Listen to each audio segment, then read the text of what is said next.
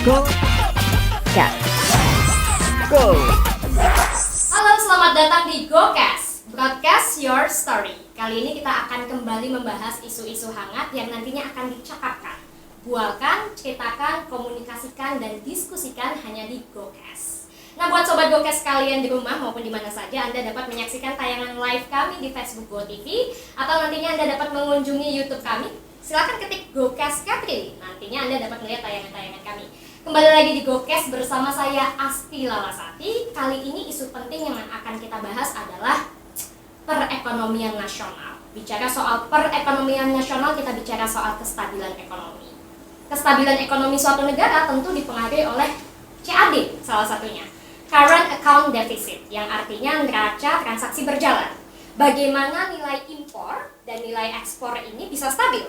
Kalau di Indonesia, status quo-nya memang nilai impor lebih besar dibanding nilai ekspor. Tapi salah satu upaya yang ingin digalakkan oleh pemerintah pusat adalah bagaimana kita bisa membuat CAD ini stabil. Harapannya bukan dengan mengurangi biaya impor, karena biaya impor kita 75% bahan baku, tapi meningkatkan ekspor.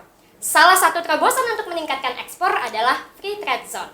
Nah, kali ini saya ditemani oleh ahlinya, Kepala BP Bintan Wilayah Tanjung Pinang. Selamat datang Ibu Danielta. Selamat sore, Assalamualaikum. Waalaikumsalam warahmatullahi wabarakatuh. Nah, nantinya kita akan bicara soal kestabilan ekonomi, tapi tidak hanya berdampak makro, tapi juga ekonomi mikro, khususnya Tanjung Pinang. Ibu, mungkin bisa dijelaskan Ibu, definisi Free Trade Zone ini apa sih Ibu? Ini sudah lama ya, kawasan Free Trade Zone di Tanjung Pinang ini ditetapkan dengan tahun 2007 dengan Undang-Undang Nomor 32. Nah, di situ diharapkan kawasan ini dibuat suatu kawasan untuk dimana nanti adanya pembebasan pajak, ya, tidak memberikan biaya bebas pajak lah, sehingga menarik para investor untuk berinvestasi di kawasan Free Trade Zone. Jadi daya tariknya itu adalah insentif pajak atau bebas pajak. Oke, seperti itu. Sebelum jauh nanti kita membahas tentang investasi tadi bebas pajak, kita ada tayangan yang perlu ditonton dulu, highlight berikut ini. Mendorong aktivitas ekspor dapat menjadi jawaban untuk pertumbuhan ekonomi, namun dengan minimnya hasil sumber daya alam dan sektor industri yang tidak cukup kuat pada masa peralihan ini, maka investasi menjadi jawabannya.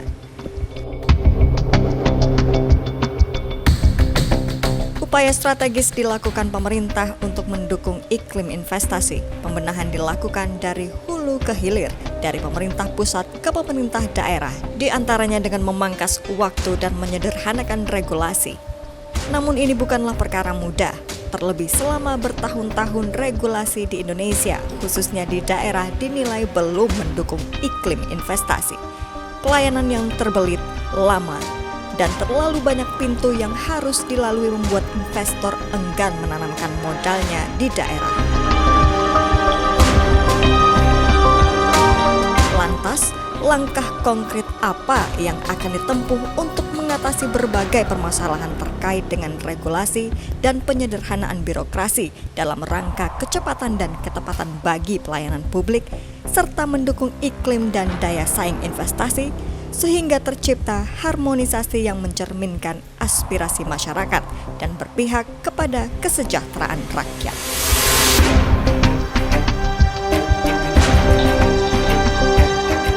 Tadi bicara soal investasi Ibu, karena di awal saya bisa bicara soal CAD seberapa penting untuk kestabilan ekonomi nasional. Berarti kan FTZ ini penting ya Bu ya? Insya Allah penting, kita percaya bahwa FTZ penting. Kalau boleh tahu Bu, sebenarnya tadi baru bahas bebas pajak. Ada insentif lain kah, fasilitas lain dari FTZ? Ya, sebenarnya kita harus pahami ya bahwa definisi FTZ itu kalau untuk di bahasa Indonesia kan, itu adalah kawasan perdagangan bebas dan pelabuhan bebas. Jadi itulah kenapa perlu adanya suatu kawasan khusus yang dimana di situ perdagangan, kemudian pelabuhan, ya, sebagai pintu masuk itu pelabuhan, itu mendapat keistimewaan, ya, insentif pajak, tax holiday seperti itu, sehingga para investor disiapkan kawasan untuk berinvestasi, seperti mereka membangun industri, pergudangan dan sebagainya. Lalu disiapkan juga fasilitas pelabuhan, pelabuhannya inilah untuk ekspor keluar. Kan memang pemerintah kita menggalakkan bagaimana ekspor ini bisa maksimal.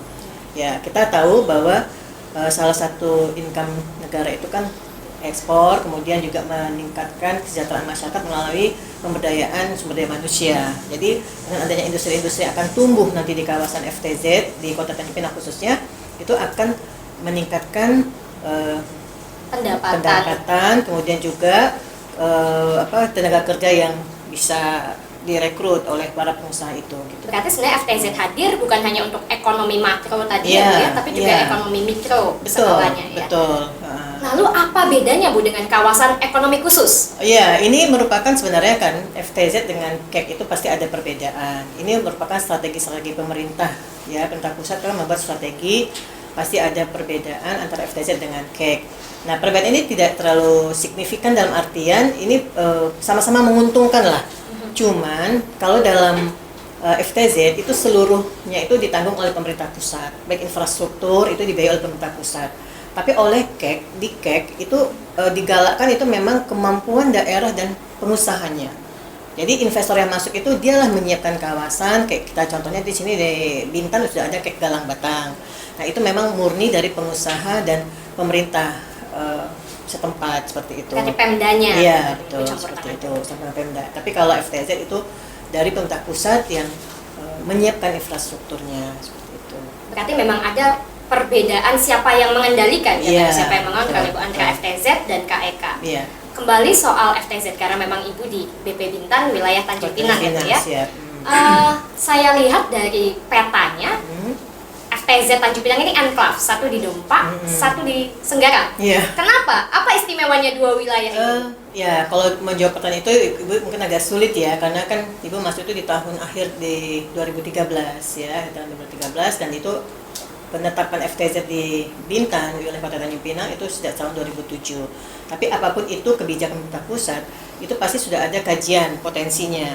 Nah, kenapa ditetapkan di situ? Mungkin dengan pertimbangan sejak tahun 2007 itu kawasan Dompa itu salah satunya adalah digadang-gadangkan Pelabuhan Tanjung Moco itu sudah masuk ke dalam kawasan strategis nasional. KSN. Begitu juga Senggarang. Di situ Moco adalah akan diprediksi akan menjadi pelabuhan ekspor. Nah, makanya tugas kita sebagai kami sebagai yang diamanahkan untuk bekerja di FTZ itu bagaimana merealisasikan konsep-konsep yang sudah ditetapkan oleh pemerintah pusat melalui rencana jangka panjang maupun jangka pendeknya seperti itu. Dari samping itu kita juga diberi kewenangan atau ya silakanlah Bu Den beserta teman-teman di FTZ mengusulkan Renstra-nya seperti apa, rencana Ibu sendiri seperti apa setelah melihat tentu kita punya misi, kekuatan kita di mana, kelemahan kita di mana. Tanjung Pinang ini kan, mohon maaf, kita kan kota dagang, ya kita ini kan kota pelajar, ya kan. Kemudian kita tidak seperti mungkin Bintan yang di situ ada sumber daya alam yang masih bisa diberdayakan, contohnya. Nah, kita harus tahu kekuatan kita itu di mana. Oh, kita kota dagang, berarti kita harus membuat satu kawasan yang bisa orang berinvestasi, kemudian berdagang dan mengekspor hasil investasinya seperti itu. Baik, kalau tadi Ibu cerita baru masuk di tahun 2013, sedangkan wilayah ini sudah dipilih jauh di tahun 2007 ya Bu? Iya. Berarti memang diliniasinya sendiri dari pemerintah 6 pusat? tahun, iya, diliniasi 6 tahun pemerintah pusat. Belak-belakan Bu, potensi yang Ibu lihat dari Dompak apa dan Senggarang apa? Iya, sebenarnya kalau jujur saja, kalau kita mau melihat, kita tidak usah pesimis. Tanjung Pinang ini lebih kecil wilayahnya, lebih kecil FTZ-nya, tidak. Dompa dengan yang tadi sudah diliniasi oleh pemerintah pusat, ya kan, itu dengan 1.300 hektar, Senggarang 1.303 hektar. Dibandingkan Bintan, 60.000 hektar. Jadi kita hanya 2.000 lebih kurang 2.600, tapi Bintan lebih 60.000 hektar, tapi itu bukan menjadi suatu halangan. Jadi tadi Ibu sudah sampaikan bahwa kekuatan kita nanti ada di pelabuhan. Kita ini kota dagang, Tanjung Pinang kota dagang. Bagaimana kita mengupayakan kekuatan kita ini, potensi-potensi kita ini seperti Senggarang, itu kita juga nanti membuat sekarang ini kita sedang pendekatan dengan Kementerian Perekonomian, di mana Senggarang itu mau dijadikan suatu settingan smart city. Smart city ya? Smart city, di mana smart city ini memang sudah dilobi oleh pemerintah pusat akan berafiliasi dengan negara luar. Jadi tapi belum bisa sebutkan negaranya karena ini masih dalam proses negara kita berunding. Nah, tapi bisa kita banggakan bahwa kita termasuk Tanjung Pinang untuk Smart City ini termasuk Tanjung Pinang dan ada 3 ya, Tanjung Pinang dan Batam dan Bintan untuk jadi Smart City di kawasan FTZ. Berarti itu Senggarang ya Bu ya, yang Senggarang. akan digodong-godongkan Iya. menjadi Smart City. Smart City. Dan saya dengar-dengar master plan-nya itu jadi CBD ya Bu ya, Central Iya, Business District. Central Business District. Sedangkan Dompa industri manufaktur. Benar. Apa saja kisaran mungkin nanti ada pabrik apa sih di Dompa? Ya. Jadi memang kita ini sama investor tuh seperti kayak gimana ya? Kayak kita harus benar-benar melayani dalam artian kita juga karena mereka datang itu bukan orang bodoh-bodoh ya. Mereka datang dengan perhitungan. Mereka adalah CEO besar, direktur besar, perusahaan-perusahaan besar dari mancanegara yang mau datang ke tempat kita. Nah, di awal-awal seperti Ibu di sini ya, di FTZ itu masuk tahun 2015 itu investor dari Spanyol, dari Spain. Mereka tertarik dengan hasil laut kita karena melihat Kepri seperti itu kan. Jadi mereka sudah mempelajari, mereka sudah melihat Natuna, sudah melihat Batam, sudah melihat Karimun. Lalu kita sharing gitu. Nah, cuman karena waktu itu tahun 2015 kita belum ada infrastruktur. Infrastruktur baru kita dapatkan ke Pemerintah Pusat itu sekitar tahun 2019. Jadi baru tahun lalu ya Bu ya? Iya, baru dapat tahun lalu kita infrastruktur. Ya alhamdulillah dalam waktu berjalan target kita infrastruktur kita itu adalah akan nanti contohnya jalan ke Pelabuhan Tanjung Moco yang kita sedang upayakan bersama Kementerian Perhubungan juga teman-teman KSOP itu akan menjadi jalan kontainer. Kayak kita bayangkan 5 tahun ke depan itu akan ramai jalur-jalur kontainer yang akan membawa hasil-hasil industri yang ada di Dompa untuk dibawa ke Tanjung Moco ya dan akan diekspor gitu. Nah, bicara soal BP wilayah Tanjung Pinang Bu, tak kenal maka tak sayang katanya. Saya pengen tahu dong Bu, apa saja peran atau kinerja yang dilakukan oleh BP wilayah Tanjung Pinang ini? Iya, kita tentu saja ketika Ibu tahun 2013 bersama teman-teman, jadi kita di situ ada Ibu, ada Pak Tengku Dahlan, ada Pak Pamri, ada Pak Zamzami, Pak Almazur Amal, ya Pak Isan, kita berenam ini kan tim. Nah, di sini kita tentu pertama kali itu melaksanakan sosialisasi, memperkenalkan. Ada satu hal yang menarik ya, ketika Ibu perlu pertama kali masuk FTZ, Ibu membuat surat lah ke seluruh dinas instansi terkait, stakeholder terkait. Jadi waktu itu Kepala Bea Cukai kita Pak Hendra, zaman 2014 itu Pak Hendra, Ibu bikin surat mohon audiensi kepada Bea Cukai, kita memperkenalkan diri. Lalu beliau langsung datang sendiri ke kantor Inisiatif sendiri. Sampai penasaran ada ya Bu FTZ di Kota Tanjung Pinang. Jadi memang selama ini mungkin belum terlalu terekspos ya FTZ Kota Tanjung Pinang ini enclave belum terekspos karena orang menyangka itu semua di bawah Bintan gitu.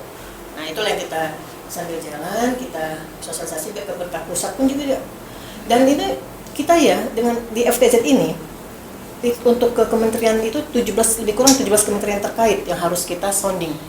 Ada Kementerian Perdagangan, Industri, Menko terutama ya kan, kemudian HAM, Kementerian Luar Negeri, PU juga pasti ya Bu ya, semuanya pasti. Tata ruang. Jadi 17 kementerian terkait yang harus kadang-kadang kita sounding. Tapi sekarang udah lebih bagus, udah lebih mengerucut di mana itu sudah dikelola oleh Menko dan BKPM. Jadi kalau kita mau ada hambatan dalam menarik investor atau misalnya investor mengalami hambatan, kita tinggal menyurat BKPM dan BKPM akan mengumpulkan kementerian-kementerian terkait itu untuk mencarikan solusi-solusinya. Bu, mungkin Sobat Gokes belum tahu Bu, BKPM apaan sih Bu? Badan Koordinasi Penanaman Modal. Badan Koordinasi Penanaman Modal Sobat Gokes. Nah, Nah, ada Ketua Dewan Kawasan kan ya Bu ya, di atasnya BP. Apa sih Bu fungsi Ketua Dewan Kawasan sendiri? Ya sebenarnya Dewan Kawasan ini untuk mengorganisir ya, memanage. Kita di Kepri ini ada 4 BP ya, BP Batam, BP Karimun, BP Bintan wilayah Kota Tanjung Pinang, BP Bintan wilayah Kabupaten Bintan. Jadi itulah fungsi Dewan Kawasan adalah untuk memanage, membuat suatu program bersama bagaimana investasi itu masuk ke dalam ke Kepri, integrasinya itu ya, tadi ke Kepri khususnya di kawasan FTZ ini. Apa sih keunggulan Batam? Apa sih keunggulan Karimun, keunggulan Tanjung Pinang, dan keunggulan Bintan? Misalnya Bintan di pariwisata, ya kan, Batam di industri shipyard, Karimun di shipyard. Nah, Tanjung Pinang apa? Kan gitu. Kita harus menggali potensi kita. Nah, Ibu makanya awal-awal itu juga berkoordinasi dengan teman-teman di Pemko. Alhamdulillah responnya sangat bagus ya sejak zaman Pak Lis, kemudian almarhum Pak Sarul dan sekarang Bu Rahma. Tetap kita itu berkomunikasi untuk menggali potensi bersama apa yang bisa kita buat di Kota Tanjung Pinang khususnya di kawasan FTZ. Bu, menarik bicara soal tadi ada BP Karimun, BP Batam. Apa urgensinya BP Bintan dipecah nih? BP Bintan wilayah Bintan, BP Bintan wilayah Tanjung Pinang. Ya, otonomi daerah. Otonomi daerah Kan ya, Bu, ya. ada pemerintahnya kan berbeda, ya kan? Jadi pemerintah berbeda. Kalau Karimun kan satu, satu bupatinya satu, bukan dua bupati Karimun. Nggak tahu ntar kalau pundur menjadi kabupaten tersendiri, atau ya kita nggak ngerti. Iya, iya. Kemudian Bintan kan isunya kemarin juga ada mau muncul ya, Batam malah mau jadi provinsi sendiri, gitu-gitu ya. Kita juga harus pahami ada keterkaitan dengan pemerintah daerah. Berarti struktur organisasinya seperti apa, Bu? Apakah saling gandeng atau bagaimana sih? Enggak, sebenarnya kita ini kalau untuk sekarang ini struktur organisasi yang kita pahami adalah kita tuh bisa sendiri gitu ya. Jadi BP Bintan Tanjung Pinang walaupun sebutannya BP Bintan, tapi itu yang dianggap itu sebenarnya Pulau Bintan. Pulau Bintannya karena kita ada 2 pemerintahan. Jadi di wilayah Tanjung Pinang dan di wilayah Kabupaten Bintan seperti itu. Apakah ini juga diatur dalam PP nomor 41 2017, Bu? Nomenklatur ini berarti? Iya, diatur juga. Berarti memang BP Bintan wilayah Tanjung Pinang. Iya. Sedangkan tim yang bekerja di BP Bintan wilayah Tanjung Pinang, saya pengen tahu apakah STOK-nya ini adalah orang-orang profesional, akademisi, atau bagaimana sih, Bu? Iya, awal Ibu menjadi Kepala BP Bintan wilayah Tanjung Pinang itu ya dikasih SK sama gubernur. Ya, kita ibaratnya mau berbakti, mau berbuat sesuatu untuk daerah seperti itu. Kita diberikan SK, udah kita kerja. Ya, tetap berkoordinasi dengan Dewan Kawasan, dengan kementerian terkait awal tahun tadi kan. Nah, kemudian kalau kita lihat dari SOTK-nya memang kedepannya kemungkinan besar kita nanti mungkin ya Ibu melihat dari gambar yang apa yang sudah disampaikan oleh Menpan ya, Menpan karena di sini kan Menpan baru fungsi, itu nanti mungkin ada open bidding, seperti akan rekrut yang lebih profesional sesuai dengan skillnya masing-masing seperti itu. Karena memang sangat banyak sekali misalnya di anggota 1 itu sudah seperti kayak struktur pemerintahan di kota. Jadi di SOTK BP FTZ ini itu udah sama seperti struktur pemerintahan suatu daerah. Seperti dinas gitu. Ya, enggak seperti kayak pemerintahan seperti kabupaten atau kota. Nah, seperti itu strukturnya. Seperti itu ya, Bu ya. Kalau boleh tahu, Bu, karena banyak yang belum kenalan sama BP ini. Iya. Ada berapa mungkin bidangnya? Cerita sedikit, Bu, tentang BP. Kalau anggota 1 itu sekarang Pak Pamri, beliau itu membidangi hukum, humas, kemudian membidangi masalah keuangan, manajemen sumber daya manusia, seperti berkaitan dengan administrasi, keuangan semua itu. Kalau anggota 2 itu Pak Zamzami, itu promosi, perizinan semua yang berkaitan dengan izin-izin seperti nanti kalau kita sekarang OSS ya, OSS itu nanti di anggota 2 yang urus rekomendasi yang bisa kita berikan seperti itu. Nah, di anggota 3 kita itu khusus infrastrukturnya tuh di pelabuhan, jalan, bendungan ya, bikin dam-dam air, kemudian listrik seperti utilitas itu. Iya, air dan sebagainya. Nah, anggota 4 yang Pak Isan itu ya seperti kayak kita inspektoratnya lah, bidang pengawasan, bidang pengendalian ya seperti itu. Kira-kira seperti itu. Dan strukturnya itu sudah seperti struktur satu daerah, entah satu daerah seperti itu.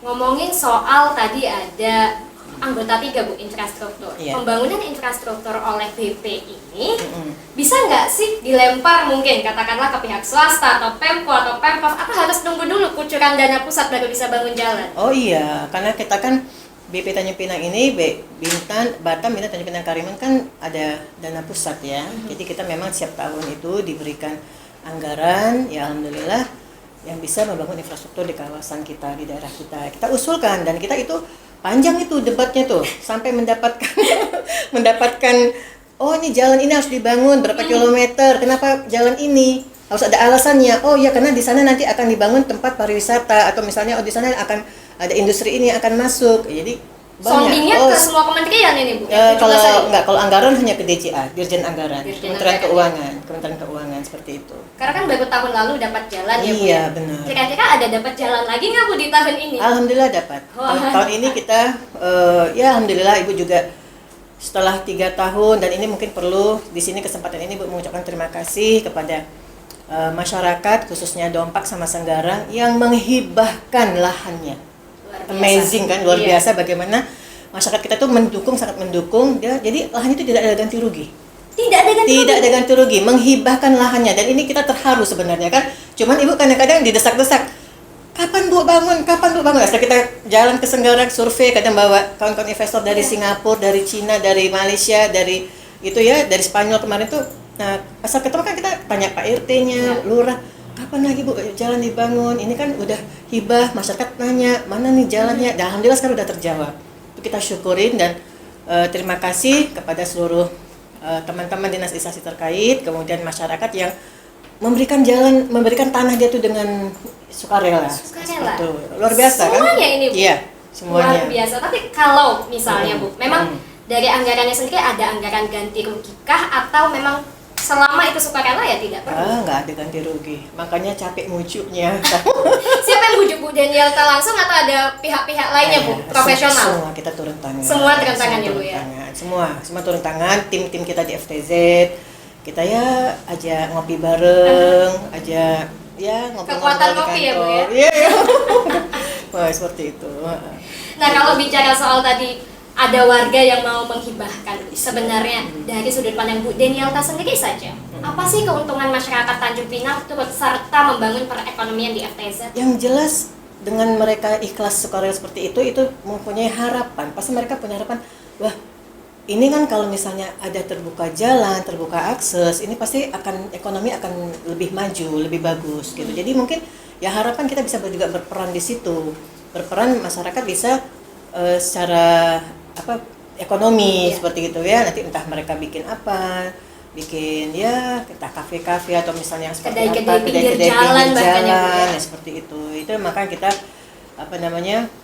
salut gitu ya, bahwa semangat masyarakat itu sendiri membuat kami pun juga semangat untuk terus bekerja dan mengejar supaya Tanjung Pinang ini tidak ketinggalan. Nah sekarang ya alhamdulillah ada satu proyek yang sudah menjadi isu nasional. Yap. Karena proyek ini kita sudah sampai bahas di seluruh kementerian, dan ini mudah-mudahan menjadi ikon Kota Tanjung Pinang. Belum boleh dibocorkan ini? Belum Bu? boleh. Belum boleh, Nanti tapi belum. ada ya Bu ya Ada, proyeknya. satu Dan harapan itu proyek. nggak boleh mati ya Bu Insya ya? Allah, dengan dukungan bersama mudah-mudahan ini terrealisasi. Gitu. Iya, terima kasih banyak masyarakat Tanjung Pinang. Tentunya tadi sudah dapat satu bocoran ya bagaimana kebesaran hati masyarakat Senggarang ya Bu ya? Dua-dua, Dompak dan Senggarang, luar iya, biasa. dua-dua. Ketika wilayah-wilayah lain, kota-kota lain, mohon maaf ada polemik ganti rugi lahan, di Tanjung Pinang, warga Luar biasa. Tanjung Pinang patut kita berikan Luar biasa. applause luar biasa. Dan tentu saja keberhasilan Tanjung Pinang nantinya dalam hal perekonomian mikro ataupun mendukung yang makro tidak lepas dari campur tangan Pemkonya Bu. Ya. Di segmen selanjutnya kita akan mengundang satu narasumber lagi, tetap di sini saja. GoCast, broadcast your story.